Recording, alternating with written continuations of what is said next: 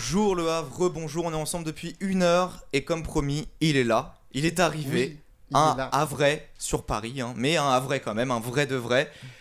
Bonjour, Salut, ça va? bah ça va tranquille, t'as une voix qui passe clairement bien le matin à 8 h. Ouais, Ouais. t'as vu, c'est un talent que j'ai de pouvoir régler la vibrance de ma voix. Ça- Sur ça, un c'est- peu, ça- tu te débrouilles avec ça. Ça c'est quand même classe. Alors Ben, présente-nous ton invité parce que c'est un peu le tien quand même. Oui, enfin le mien, c'est en tout cas merci à toi d'être présent parmi nous aujourd'hui.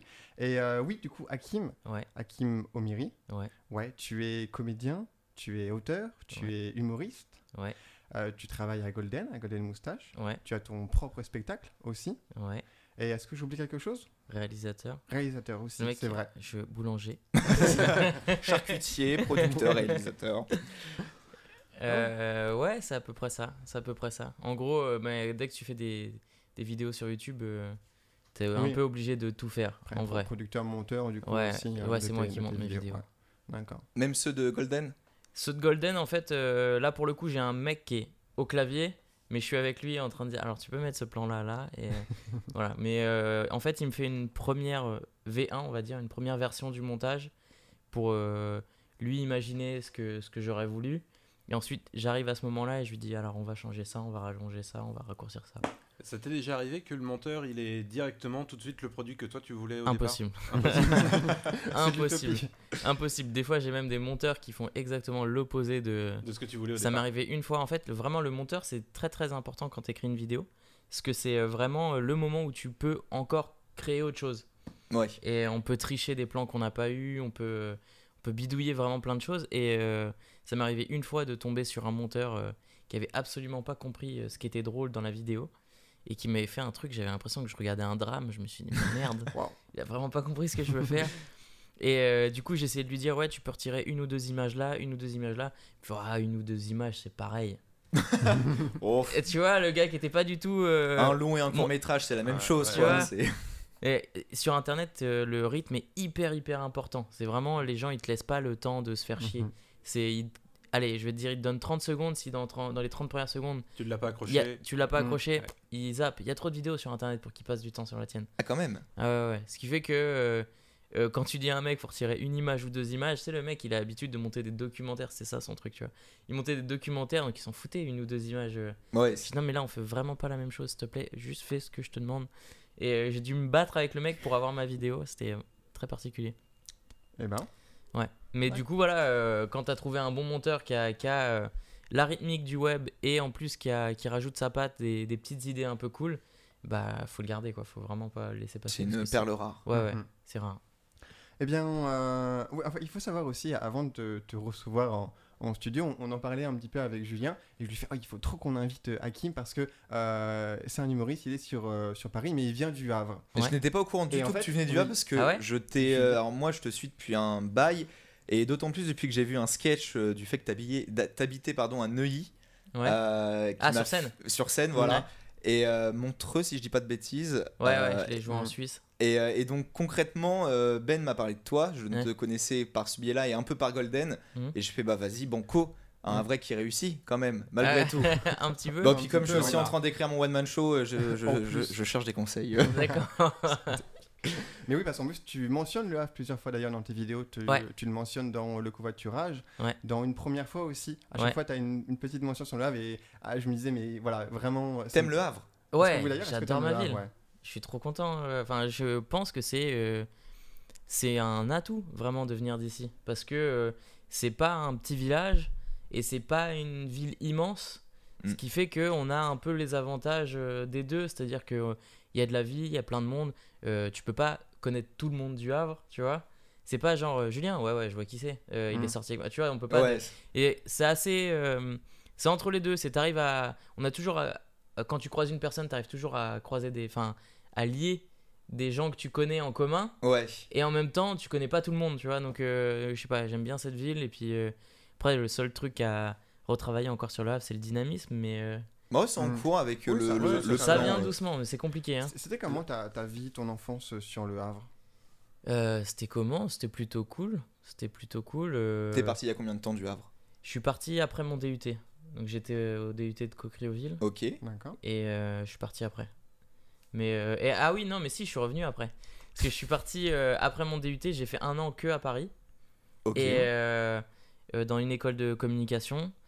Et ça me plaisait pas plus que ça. Et en fait, c'était mon prétexte au départ, l'école, pour aller à Paris, pour monter sur scène le soir. Mais je pouvais pas dire à mes parents, ouais, j'ai envie d'aller. Je vais être humoriste. Ouais, voilà, tu C'est vois. compliqué. Il m'aurait dit, enfin, tu vois, au départ, ils y croyaient pas. Il me dit, attends, tu connais personne, on n'est pas du milieu, t'es pas fils d'eux. Il y a une chance sur je sais pas combien que tu y arrives, donc fallait que je fasse mes preuves. Et du coup, voilà, 1 an d'études là-bas pour monter sur scène le soir. Et au bout d'1 an, bah, c'était pas encore Le top. suffisant Ouais. pour pouvoir leur dire, ouais, bah en fait, je veux faire ça. Donc, je suis allé jusqu'en Master 2.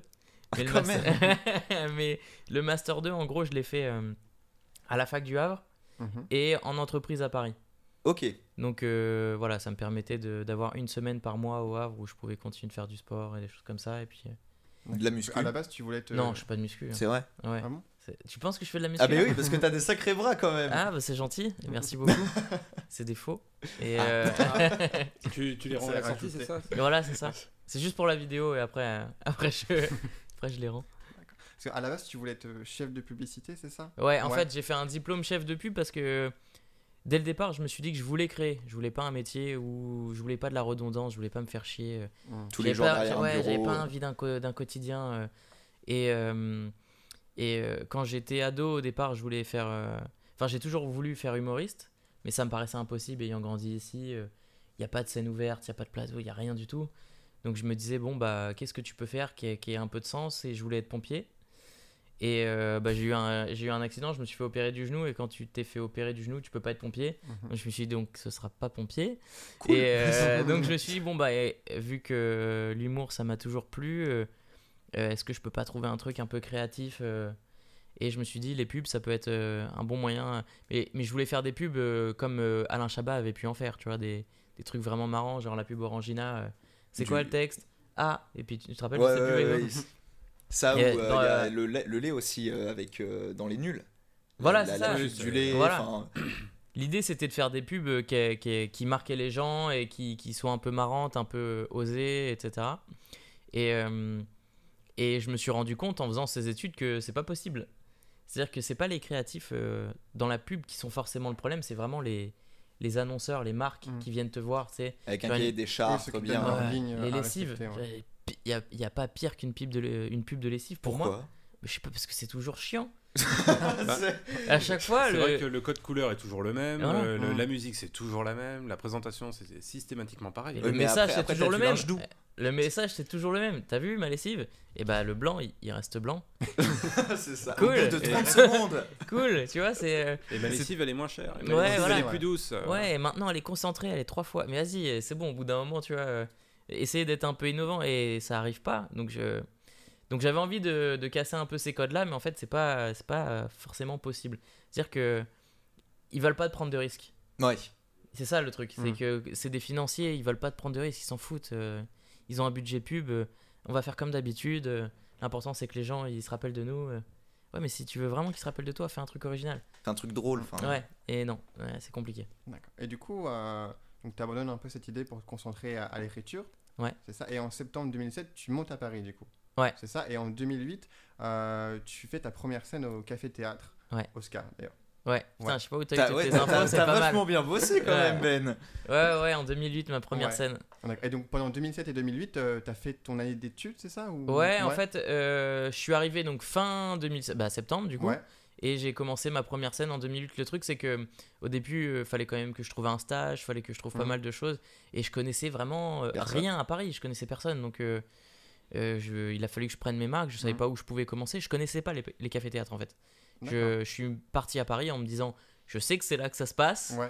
mais je sais pas par où on commence. Et j'ai eu un stage chez Énergie, la radio. Mhm. Et là-bas, ils m'ont filé des invitations pour un spectacle où ils enregistraient les Open du Rire. C'est les De Rire et Chanson. exactement. Les spectacles tous les premiers lundis, il me semble. Ouais, ça doit être quelque chose. Ouais, ça doit être ça. Et du coup, j'ai des places pour ce truc, donc j'y vais. Et à la fin, je vais discuter avec les humoristes qui sont plus ou moins connus. Je dis, ouais, voilà, je sais pas du tout comment on commence. Est-ce que vous pourriez me donner des indications et tout, des lieux où il faut aller? Je leur ai dit, est-ce qu'il faut que je me filme et que je montre une vidéo à quelqu'un? Est-ce que...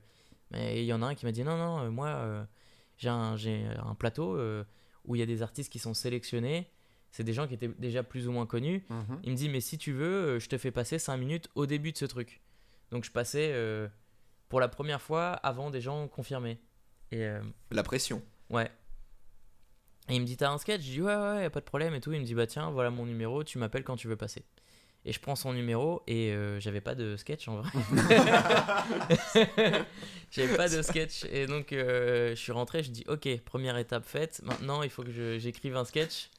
Et il se passe une journée, 2 journées, je me dis sur quoi je vais écrire, je sais pas, etc. Puis au bout d'un moment, je me dis, bon, tu sais quoi, je vais l'appeler. Parce qu'après, il va m'oublier. Et si je l'appelle dans 3 semaines, un mois, il saura plus qui je suis.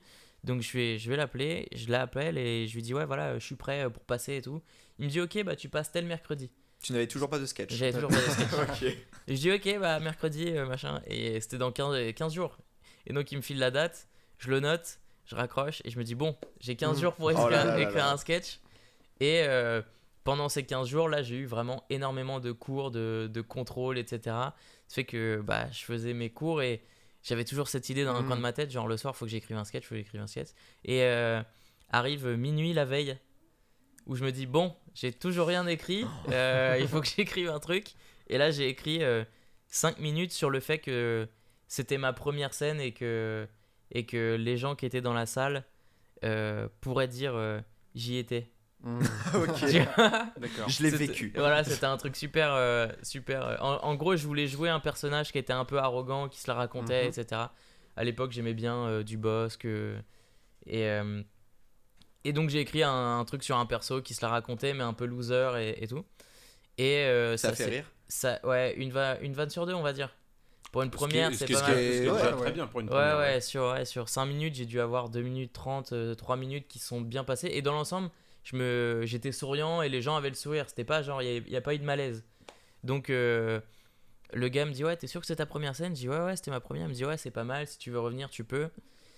Et du coup, régulièrement, peut-être une fois par mois ou une fois tous les 2 mois, je revenais dans son plateau. Et à chaque fois, j'écrivais 5 nouvelles minutes. La veille. Ouais, non, des fois je prenais peut-être un jour d'avance, mais en gros, à chaque fois j'écrivais 5 nouvelles minutes. Puis au bout d'un moment, il m'a vu passer plusieurs fois. Il me dit, mais tu sais que faut pas écrire à chaque fois des nouveaux trucs parce que il y a des choses qui ont fonctionné quand t'es venu, il faut que tu les gardes. Et je dis, bah je sais pas, moi je savais pas en fait. Tu vois, je dis, bah non, moi je fais un nouveau truc à chaque fois. Il me dit, non, ça fonctionne pas comme ça un spectacle. Fait quand t'as fait 5 minutes, admettons, t'en as 2 minutes qui ont fonctionné, tu les mets de côté, tu réécris les 3 autres.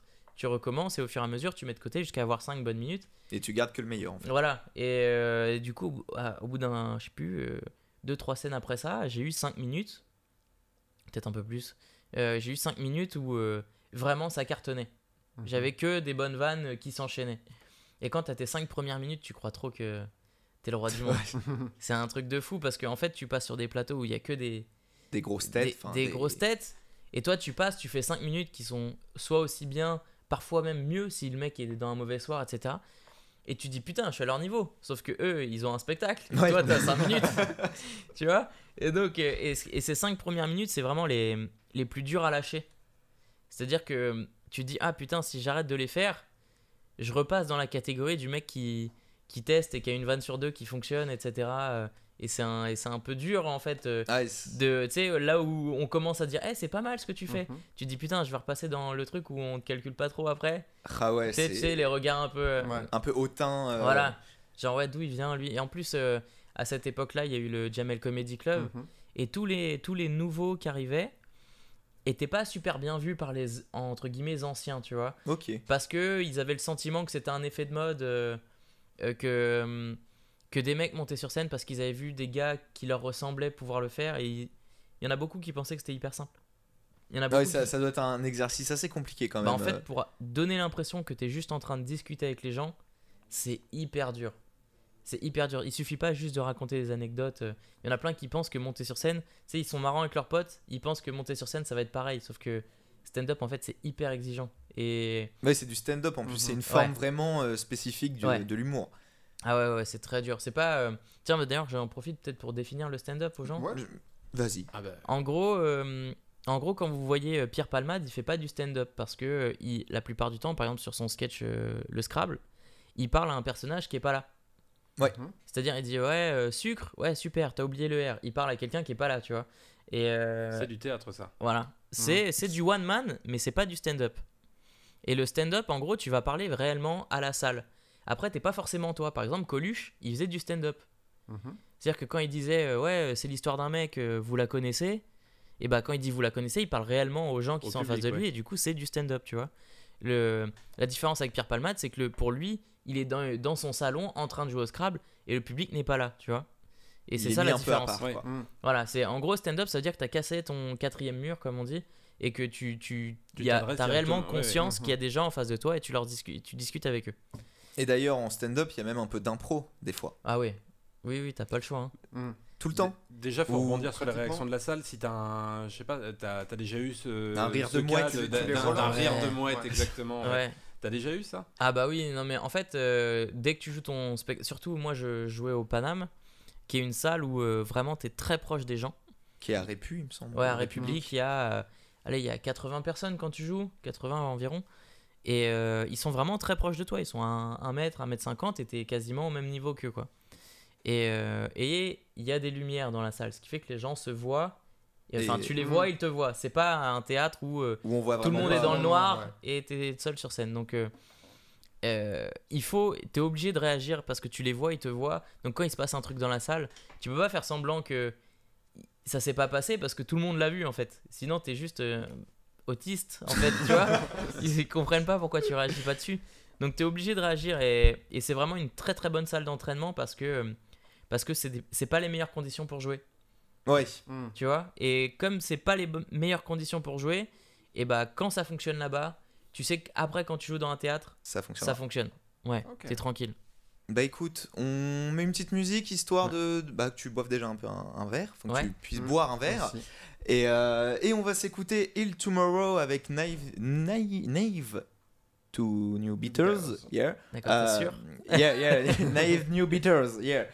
Qui seront au West Park cette année. On vous laisse avec ce son et on se retrouve juste après. Vous êtes sur West Rack Radio 95.9 et c'est un havre d'artistes qui dure un peu plus longtemps que d'habitude. Parce que la personne qu'on a s'est déplacée pour nous déjà de Paris, a pris 2 heures de route. T'as pris le train, t'as pris la voiture? J'ai pris un covoit. Ah cool. J'en étais sûr. Ouais, non mais bah oui, obligé. En même temps. Et ça me fait toujours rire quand je prends des covoiturages parce que les gens, quand ils tombent sur moi, des fois ils sont choqués en fait. Est-ce qu'ils te reconnaissent du coup? Ça m'est arrivé, genre une fois, bah, je racontais ça au mec hier. En fait, j'avais fait le Zénith de je sais plus quelle ville avec Norman, j'avais fait sa première partie. Donc j'avais joué devant. On voit dans une vidéo en plus de Norman en arrière-fond. Ouais, c'est possible parce que j'ai écrit pas mal de vidéos avec lui pour sa chaîne et j'ai fait pas mal de ses premières parties. Et donc j'avais fait un Zénith, je sais plus dans quelle ville, il y avait 3000 ou 4000 personnes. Et genre là, je viens pour faire un covoiturage pour rentrer au Havre, quoi. Et je me retrouve dans la voiture avec une meuf. Elle me regarde, tu sais, mais genre vraiment, genre, c'est lui, c'est pas lui et tout. Et au bout d'un moment, elle me pose la question, elle me fait, excuse-moi, tu t'appelles Hakim comme le mec qui fait des vidéos? Je dis, bah ouais, parce que c'est moi. Et elle me dit, mais t'étais sur scène avec Norman? Je dis, ouais. Elle me fait, ouais, j'étais dans la salle, dans tel endroit et tout. Je dis, ah, c'est cool et tout. Je t'ai passé une bonne soirée? Elle me fait, ouais, mais qu'est-ce que tu fais là en fait? Et je lui dis, bah, je prends comme toi, je prends un covoiturage. Elle me dit, non, mais pourquoi toi t'es dans un covoiturage? Parce que, je sais pas, c'est cool. Parce que normalement, toi, t'as un chauffeur en fait. Enfin, t'étais sur scène avec Norman, t'as un chauffeur. Ouais, non, mais non, je sais pas, j'aime bien le covoit. Non, parce que c'est bien connu, les comédiens ne sont pas des vrais gens en fait. Ils ne font pas les courses. Ils ne font pas les courses. Soit je me téléportais, puis j'avais la flemme. Donc... Ouais, c'est un peu dangereux aussi. Ça consomme beaucoup. Et du coup, oui, tu parlais un peu de ton parcours et en 2010 aussi, tu arrives finaliste de la Coupe du Monde du Rire, qui est organisée par le Prazzo. Et je voudrais dire, comment t'en es arrivé là? Qu'est-ce qui t'a amené à faire ça? Et ben, comme j'expliquais, j'ai eu mes 5 premières minutes qui fonctionnaient. Et en fait, quant à ça, on commence à te dire, hey, il y a d'autres plateaux que tu peux faire. En fait, comme on est plusieurs artistes chaque soir à jouer, et ben, les artistes qui commencent à aimer ton travail, ils commencent à te dire, tu sais que moi je joue là aussi, c'est sympa. Et on t'introduit dans d'autres lieux. Et du coup, c'est pour ça que je te dis, les 5 premières minutes, elles sont vraiment dures à lâcher quand elles fonctionnent, parce que tu commences seulement à te faire respecter, à trouver des lieux, etc. Donc les 5 premières minutes sont compliquées à lâcher, mais je commence à faire d'autres lieux, ça se passe plutôt bien, et arrive un moment où j'entends parler de ce concours d'humoriste, et à cette époque-là, je devais avoir 15 minutes de matériel, on va dire, qui fonctionnait vraiment, et après c'était des idées écrites mais pas jouées encore, et je me dis allez, c'est pas grave, je fais le concours et tout. Et à chaque fois, à chaque prestation, je devais faire un nouveau passage. Donc il y en avait, je sais plus, 3-4 à faire. Et donc je peux faire 3-5 minutes hyper bien écrits, et le quatrième un peu plus compliqué, quoi. Et donc je me dis, bon, je vais mixer, je vais tester un petit peu dans chaque passage, faire 3-4 minutes de sûr et 1 minute où c'est pas grave s'il y a un peu de flottement, je me débrouille. Ouais. Et j'arrive en finale en fait de ce concours, donc je m'y attendais pas du tout, mais ça s'est bien passé. Et en finale, je me retrouve avec un mec qui a fait comme moi en fait. C'est-à-dire qu'on était censé, le gagnant était censé gagner une programmation au Pranzo, sauf que tous les deux on n'avait pas de spectacle. Et du coup, le mec nous dit écoutez, on va essayer de trouver une autre solution. Et je lui dis est-ce qu'on pourrait pas faire 50-50, c'est-à-dire qu'il fait 30 minutes, je fais 30 minutes. Il me dit ah ouais, c'est une bonne idée et tout. Et il nous a dit dans je sais plus, dans 1 mois ou 2, vous commencez, quoi. Et donc on s'est dit ok, on a 1 mois chacun pour écrire nos 15 autres minutes ou 10 autres minutes. 10 autres minutes. Moi il me manquait 10, vu que j'avais fait la finale, j'ai écrit 4 nouvelles minutes qui fonctionnaient, donc il me restait 10 minutes à faire. Et c'est comme ça que c'est parti. Et moi j'avais jamais fait plus de 5 minutes au départ d'affilée, donc passer à 30 c'était déjà une nouvelle étape. C'est gérer une scène pendant 30 minutes, tu peux pas avoir la même énergie que sur 5, tu vois. Sur 5 tu peux être à donf, etc., et marquer les gens. Sur 30 c'est déjà un peu plus compliqué, ça devient plus compliqué d'avoir une énergie, et il faut arriver à être posé et donc ça a été un vrai bon premier pas pour moi, parce qu'avec mon pote qui s'appelait Karim Amrouni, enfin qui s'appelle toujours d'ailleurs, mais avec ce pote là, et en fait on se donnait des retours chacun sur nos passages, c'est-à-dire qu'à chaque fois il regardait mes 30 minutes et il me faisait des retours, et moi je regardais les siennes et je lui faisais des retours. Ça fait que ça nous permettait d'avancer, comme si on avait un metteur en scène, un peu un jugement, voilà, tu vois, on avait quelqu'un et c'est parce qu'on a toujours bossé tout seul, et bosser tout seul c'est assez dur. Le meilleur truc pour progresser, c'est de se filmer et de se regarder après pour voir tous les défauts. Sauf qu'au départ j'avais tellement de défauts, je supportais pas me regarder. Je me disais putain, pourquoi je fais ça, pourquoi je marche là, pourquoi je fais ci, et ça t'énerve tellement que à force tu les fais plus parce que ça te marque. Et c'était vraiment la première étape où j'ai commencé à me dire putain, je vais faire ce taf, parce que ça marchait, quoi. C'est beau. Ouais. Et du coup en fait cette idée elle a continué, puisqu'en 2011 tu lances ton premier spectacle, du coup Hakim est super gentil. Ouais. Ouais. De quoi tu parles dans ce spectacle? En gros, comme je vous l'ai dit, la toute première scène, je faisais un mec qui se la racontait, etc. Et au fur et à mesure, parce que plus t'écris, plus tu te cherches en fait. Et au fur et à mesure, je me suis rendu compte que ça servait à rien, que j'essaie d'inventer un personnage qui était pas moi. Je pense que ce qui plaisait aux gens, quand je discutais avec eux, c'est de savoir qui j'étais réellement. Et ce qui fait que j'ai vite laissé tomber ce perso et ces idées d'imaginer un gars qui se la raconte et un peu attendrissant. Je me suis dit, je vais me présenter moi réellement, comme ça les gens me connaîtront. Parce que je me suis dit, quand je veux voir des mecs comme Elise Moon, ou à l'époque qui faisait Merky, c'est plein de successions de personnages qui sont très drôles, mais je me dis à la fin du spectacle, merde, je sais toujours pas qui c'est lui. La vraie personne qui est derrière tout ça, quoi. Ouais, je le connaissais pas, et je me dis, mais c'est ça que j'ai envie de partager avec les gens. Du coup, Hakim est super gentil. Pourquoi ? Parce que c'était un des traits de caractère qu'on m'a sorti je sais pas combien de fois, genre. Mais c'est bizarre quand les gens ils disent t'es gentil, ça passe pas comme un compliment, quoi. Non, parce que souvent moi quand je dis que quelqu'un est gentil, c'est quelqu'un qui est moche, enfin. Ouais, voilà, par exemple. Oui, c'est quand tu présentes ta copine, alors tu la trouves comment ? Elle est gentille. Ouais, voilà. Ouais, il y a ça, et même de manière générale, j'ai l'impression que gentil c'est plus trop une qualité. Tu vois, si donc j'étais en alternance au départ, j'ai fait de la communication. Et je me rappelle quand j'étais en alternance dans le commerce, le mec il me dit ouais, nous on veut des requins. Et je me disais mais pourquoi il veut des requins, ce mec, tu vois, pourquoi faut absolument bouffer ton client, tu sais, tu peux juste être sincère avec le gars et lui dire voilà ça... Enfin je pense que le commerce tu dois comprendre que le mec qui te vend doit faire un peu sa marge et le mec qui achète, il doit y trouver son intérêt si lui il revend après. Ou... Ouais. Tu vois, faut que ce soit gagnant-gagnant. T'es pas obligé de bouffer le mec avec qui tu fais affaire, tu vois. Et bref, donc trop gentil, ce mec-là me le disait. Il me faut, ouais, t'es trop gentil avec les clients, t'es trop gentil avec ceci. Et trop gentil, ça revenait tout le temps. Et je me suis dit, bon, ouais, je vais mettre trop gentil et sur l'affiche, montrer un mec qui a pas forcément l'air. Mais gentil. Voilà, je me suis rendu compte que sur scène, j'avais la possibilité de dire des trucs horribles, mais que les gens me le pardonnaient avec ma manière de le dire. Et ils me disaient, ah, t'as bouille, t'as pas l'air méchant, etc. Et je dis des trucs horribles et ça passe trop bien. Donc, trop c'est un gentil, avantage. mais, Ouais. D'ailleurs, ouais, tu dis un truc, tu parles dans ton spectacle d'un événement qui t'est arrivé quand t'avais 14 ans. Ouais. Et T'as vu le spectacle ou pas en fait? Je me pose les questions, il sait trop de choses ce mec. T'es mon frère? Non, peut-être caché. Il y a un air, il y a un air. Mais oui, parce que t'as eu une tumeur au poumon. Ouais. Ouais, est-ce que tu peux nous en parler? Parce que je trouve que c'est assez impressionnant déjà de base comme événement, enfin je veux dire. Puis surtout de le mettre dans un spectacle d'humour. Puis d'en parler aussi. Ouais, en fait, j'ai regardé beaucoup de stand-up américain. Et en fait, je me suis dit, j'ai réalisé que plus le mec racontait des choses intimes et personnelles, plus ça parlait à tout le monde. C'est un peu opposé, mais c'est. Ah ouais, tu vois ce que je veux dire? C'est plus tu vas être sincère avec les gens, et plus ils vont se dire, ah, c'est comme moi. Parce que c'est des choses on n'a pas forcément envie d'avouer ou des choses comme ça.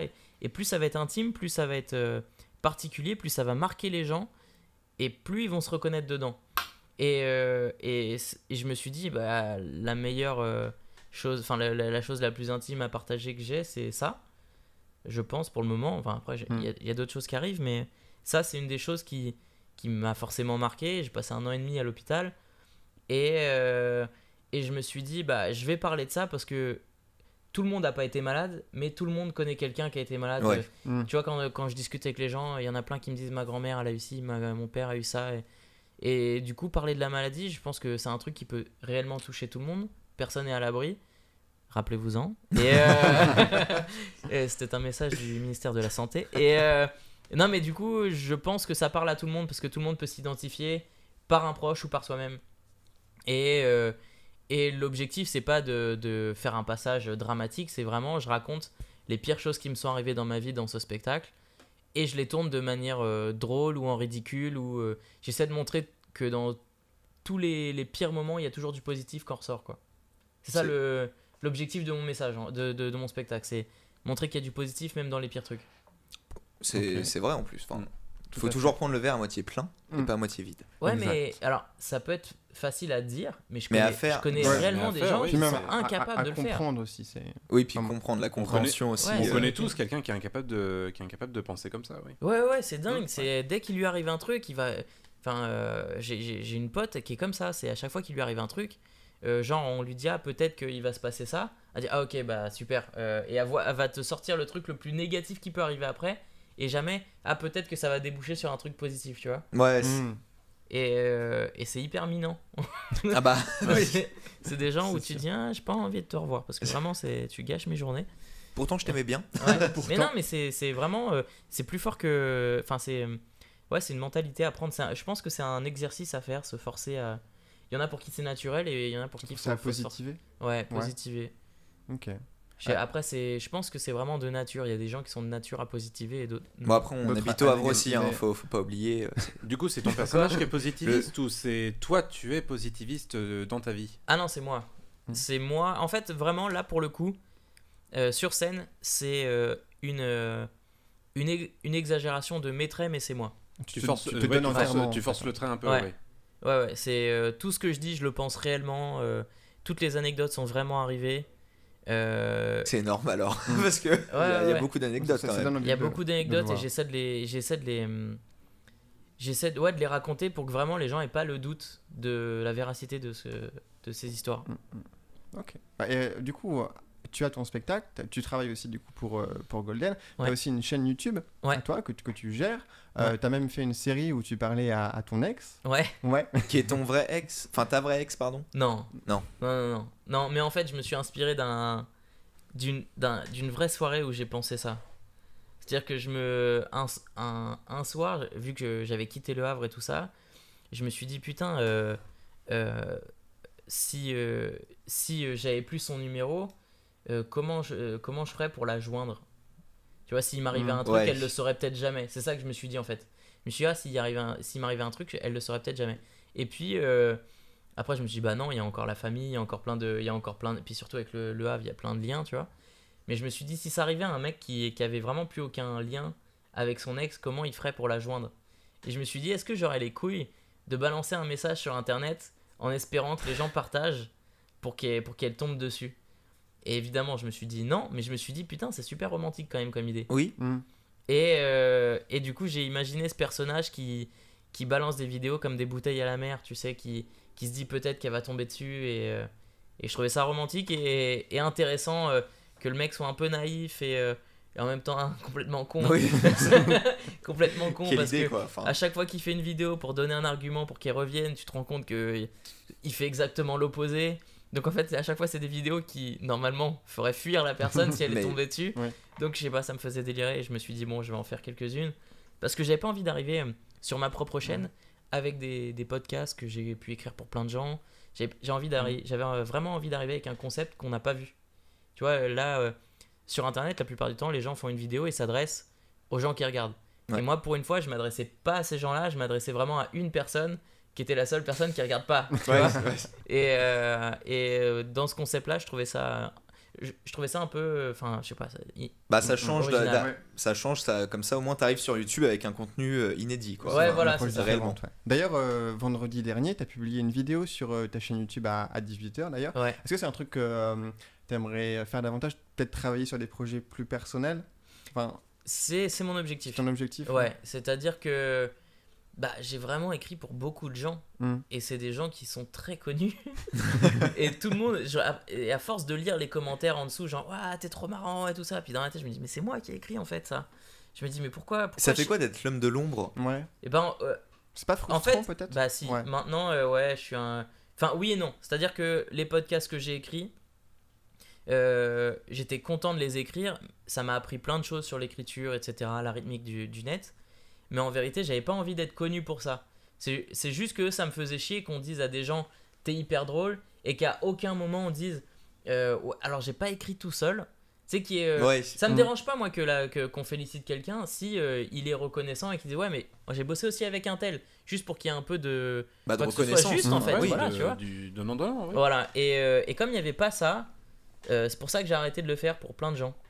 Il y en a que quelques-uns qui étaient hyper justes, genre le rire jaune. C'est vraiment un mec qui est adorable, qui est carré. J'ai bossé pendant 1 an avec lui pour le show jaune. Et, donc t'étais un des auteurs du show jaune. Ouais.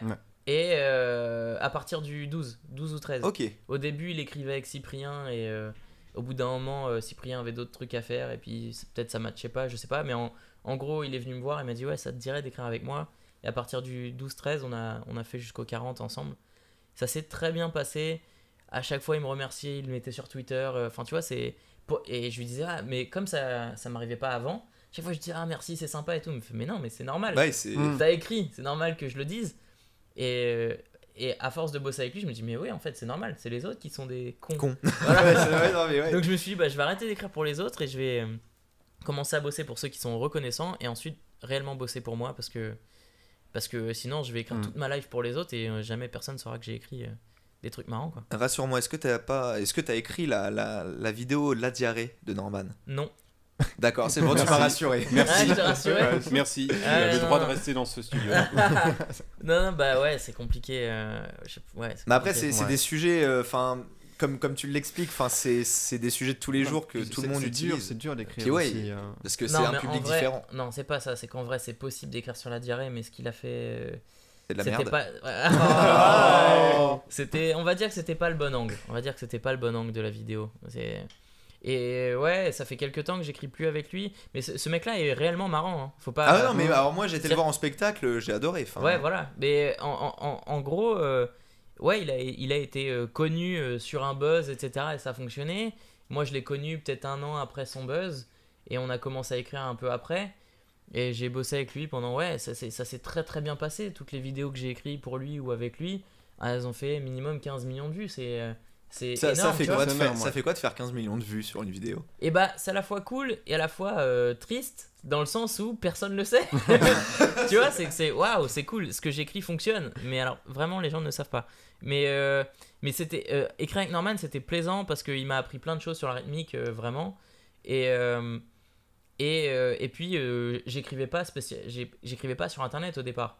J'ai écrit pour lui, les gens l'ont su, dans le milieu professionnel en tout cas, dans le petit milieu professionnel, des gens l'ont su, et ce qui fait que c'est grâce à ça qu'on m'a dit hey, tu veux pas écrire pour Golden Moustache? Et du coup quelque part j'ai su tirer mon épingle du jeu aussi de cette opportunité. Maintenant j'en suis au stade où j'ai appris beaucoup de choses avec les uns et les autres, et je me dis il faut que je bosse sur ma chaîne parce que c'est moi que faut que je bosse pour moi un peu maintenant. Du coup, t'as des projets futurs? J'ai vu quelque part que t'étais en train de travailler sur une comédie dramatique avec une amie. Non, j'ai vu ça dans une interview. Est-ce que c'est toujours d'actualité ou pas? Une comédie dramatique. Alors, j'ai écrit une comédie dramatique, enfin un film, une comédie dramatique avec un pote. En fait, pour le moment, elle est un peu de côté. Parce que j'ai d'autres projets qui sont tombés, du coup je suis obligé de prioriser. Mais déjà j'ai ma série qui va se faire. Donc Allez reviens, ça va devenir vraiment une série. Et waouh, info exclusive. Un scoop, ça c'est classe. Et si tout se passe bien, on va rentrer en tournage en décembre. Donc pendant un mois. Donc ça va être assez intensif, mais on a déjà les épisodes d'écrits et j'ai tellement hâte de les tourner et de pouvoir les sortir. J'ai ça qui se passe, et là je vais signer pour mon spectacle enfin dans une prod. Donc c'est à partir cool. T'imagines même pas, parce que c'est un peu le summum. Regarde, j'ai commencé en 2007-2008, on est en 2016, en moins de 10 ans et c'est seulement maintenant que je signe une prod qui est intéressée par mon travail, donc il s'est passé vraiment beaucoup de temps et beaucoup de scènes aussi. C'est dingue, mais en fait déjà, et je pensais tu sais, il y a énormément de périodes de doute. Il y a des moments où tu dis, est-ce qu'à un moment donné, il y a des gens qui vont se dire, mais on aime bien ce que tu fais ou pas, tu vois? Parce que quand tu fais plein de scènes, tu croises des mecs qui ont 10, 15 ans de métier et qui n'ont jamais percé. Et tu te dis, putain, ils sont bons, ils sont marrants. Pourquoi ils y arrivent pas? Pourquoi ils y arrivent pas? Ça veut dire que je peux être comme eux, en fait. Je peux passer à côté d'une carrière et peut-être ne jamais réussir. Mais le truc, c'est que il y a un moment où je me suis dit, mon premier objectif, c'était de pouvoir en vivre. Et c'était ça mon rêve. C'était parce que pour moi, quand je suis parti à Paris, je savais pas que tu pouvais juste en vivre. Pour moi, c'était soit t'étais une star, soit t'étais personne, mais il n'y avait pas de mec entre les deux. Tu vois. Et en vrai, le fait de pouvoir en vivre est bien. Je me suis dit, mais j'ai déjà réussi. Donc je me suis dit, après, ce qui arrivera en plus, c'est que du bonus. Tu vois, toujours le fameux verre à moitié plein. Et donc, je me suis dit, allez, je vais continuer d'écrire parce que c'est mon plaisir de monter sur scène. Et à côté de ça, j'ai de quoi faire rentrer de l'argent et payer mon loyer, etc. Et à force de m'amuser réellement sur scène et de pas me prendre la tête en me disant, ça va marcher tôt ou tard. Du coup, profites-en du moment que t'es pas connu pour dire de la merde et tester des choses. Faire tes casseroles, en fait. Ouais, parce que ça a pas d'incidence. Et du coup, je me suis permis de me lâcher réellement sur scène, dire des trucs parfois horribles, parfois honteux, parfois et ça a fonctionné. Et là on s'intéresse réellement à moi parce que je suis un peu comme ils disent dans la prod, 360 degrés. Genre on peut me trouver et sur internet et sur scène donc on peut me trouver sur différents médias et ça ils aiment bien.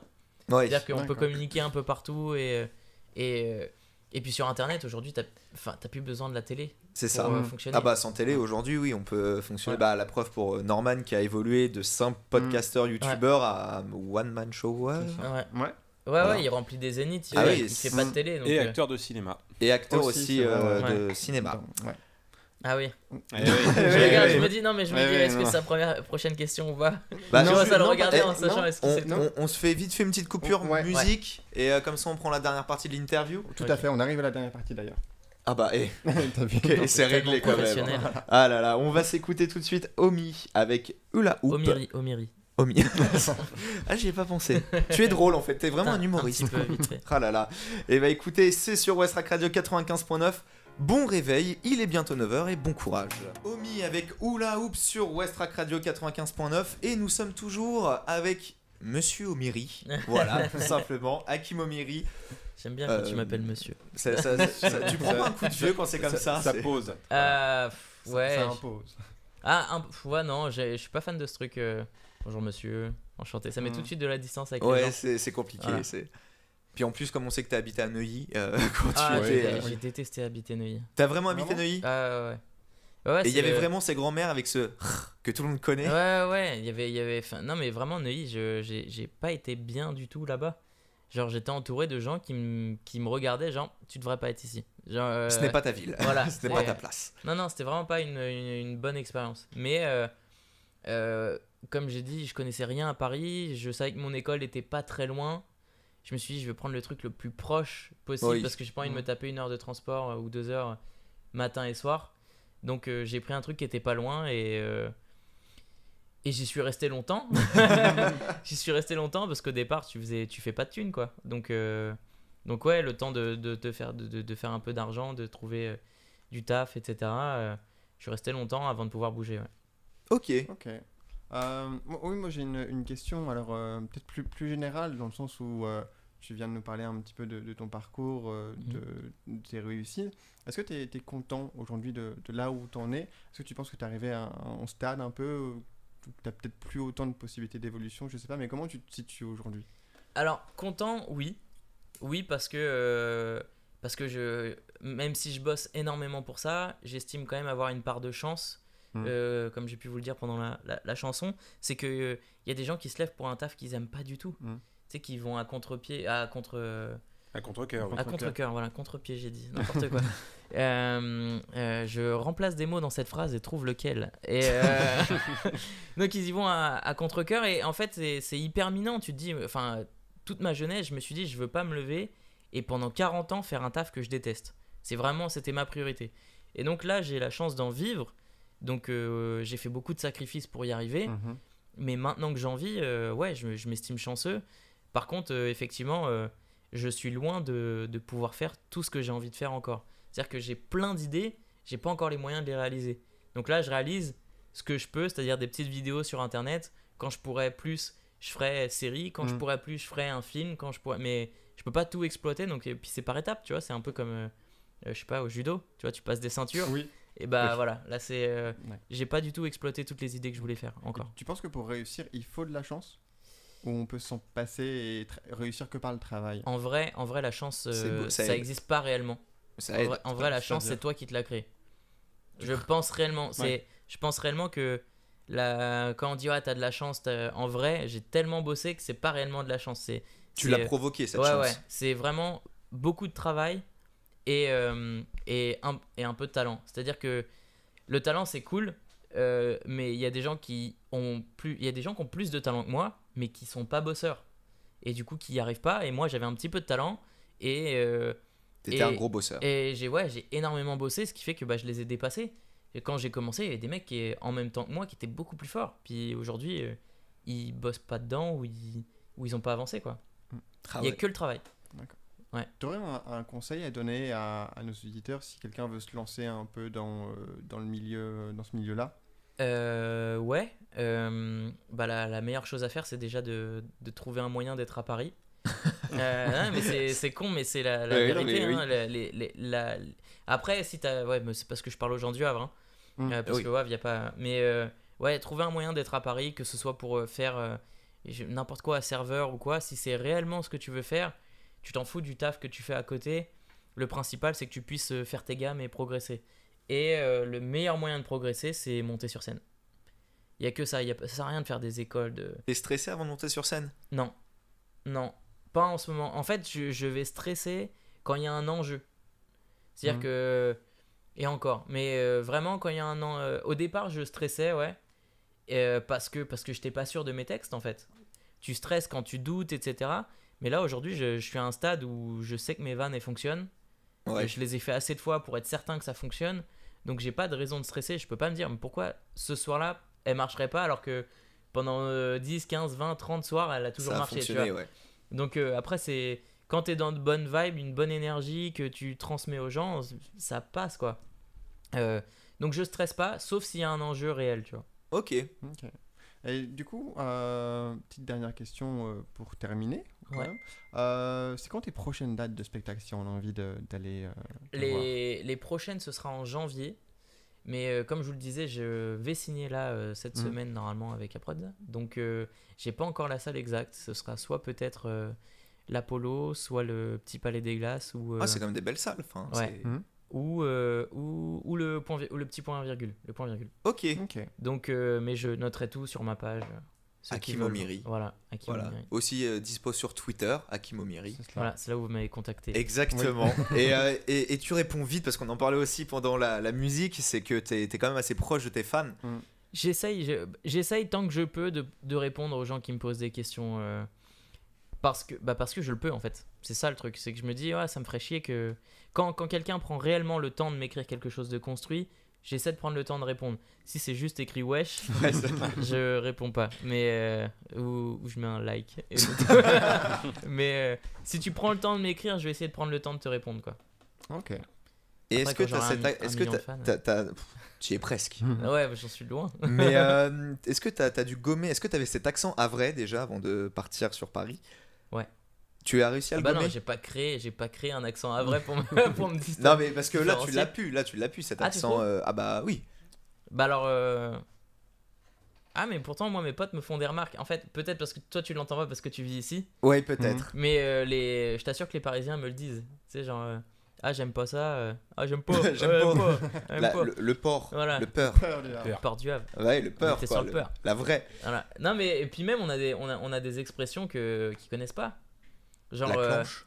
Ouais, déjà la clanche, ouais, tu vois. La poignée de porte. Genre c'est quoi une clanche? Alors OK, donc je vais t'expliquer.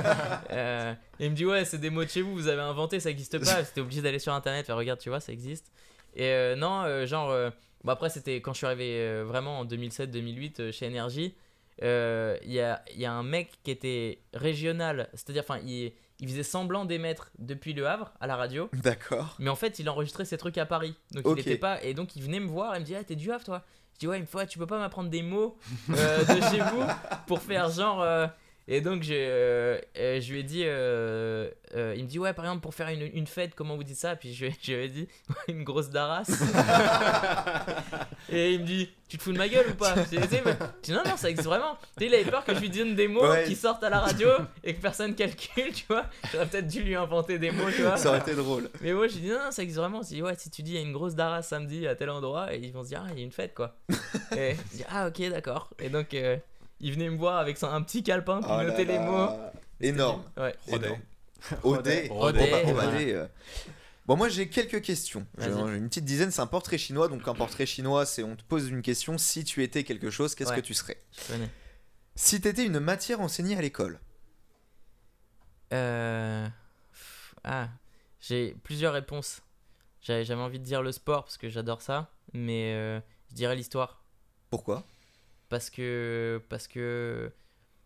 non, mais parce que le passé te permet de faire des meilleurs choix pour l'avenir. C'est magnifique, franchement. Ouais. Tu es philosophe aussi, donc j'ai adoré la philo. Il faut connaître son passé pour pouvoir mieux anticiper l'avenir. Ouais, j'ai fait un bac L. Si tu étais un film de Brad Pitt. Fight Club. Si tu étais un verbe. Sourire. Si tu étais un fauve. Un fauve. Une panthère noire. Si tu étais un youtubeur, hormis toi. Hormis moi, question piège. Ça dépend, est-ce que je dis des gens pour qui j'ai écrit? Du coup, je suis en partie eux. Non, si j'étais un youtubeur, je serais... c'est pas vraiment des youtubeurs, j'allais dire Key and Peele. C'est des mecs qui font des sketchs aux États-Unis. Et ils ont leur émission et j'adore ce qu'ils font. Leurs sketchs sont vraiment bien. Voilà, comme ça, je force les gens à aller chercher des Il y a beaucoup de youtubeurs français qui s'inspirent justement de youtubeurs américains dans les concepts en fait. Alors moi, je m'inspire pas d'eux, mais j'aime leur ton. Et en fait, ce qu'ils font, c'est des mini-films. En gros, des mini-séquences de films. Genre, ils vont te reprendre la scène de l'interrogatoire ou des choses comme ça, qui vont tourner en dérision. Et ça, c'est un délire que j'aime bien. D'accord, ok. Alors, si tu étais un moyen de communication. Le Instagram. D'accord. Et c'est pour conclure, si tu étais un épisode de Star Wars.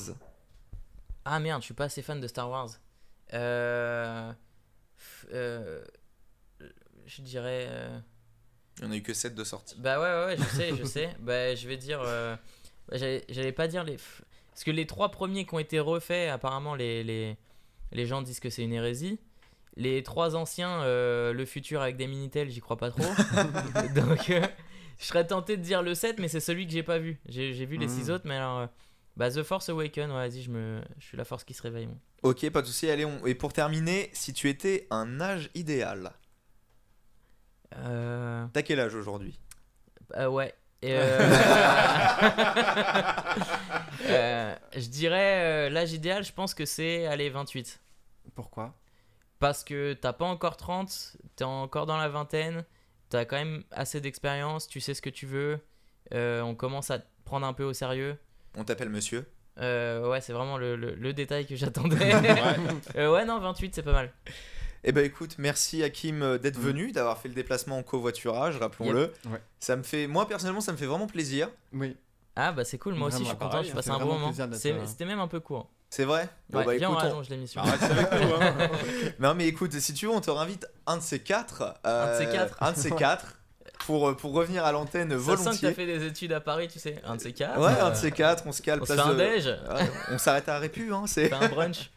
Mais ça, moi perso, ça m'a fait vraiment plaisir. De même, ouais. Parce que j'ai appris énormément de choses sur la vie en général parisienne et comment évoluer dans ce monde qui est quand même assez fermé, mine de rien. Et puis surtout qu'un vrai puisse y arriver, c'est fort. Tout le monde peut y arriver. Tout le monde peut y arriver. Ouais, mais quand on vient du Havre, c'est un peu un handicap quand même. Ouais, c'est clair que quand je dis je viens du Havre, les gens font ah. Ça pique, hein. Ah, ça a pas dû être facile. Mais ta famille est toujours sur le Havre. C'est vraiment bien le Havre. Je sais pas pourquoi les gens aiment pas le Havre, parce que pour avoir fait le tour de la France, vraiment le Havre c'est bien. Et ta famille est toujours sur le Havre? Ouais, toute ma famille est là. Ça fait tu reviens de temps en temps. Quand je peux, en fait, j'aimerais bien pouvoir revenir plus pour les voir, mais c'est compliqué, donc ouais, je reviens juste pour eux quoi. Oh là là, c'est beau. Et pour la ville, la mer aussi. Ah bah oui, parce qu'à Paris plage, voilà quoi. J'ai pas été voir. Moi j'ai tenté une fois, j'ai arrêté. C'était très rapide, je préfère quand même les galets au sable qu'on ramène de loin. Oui.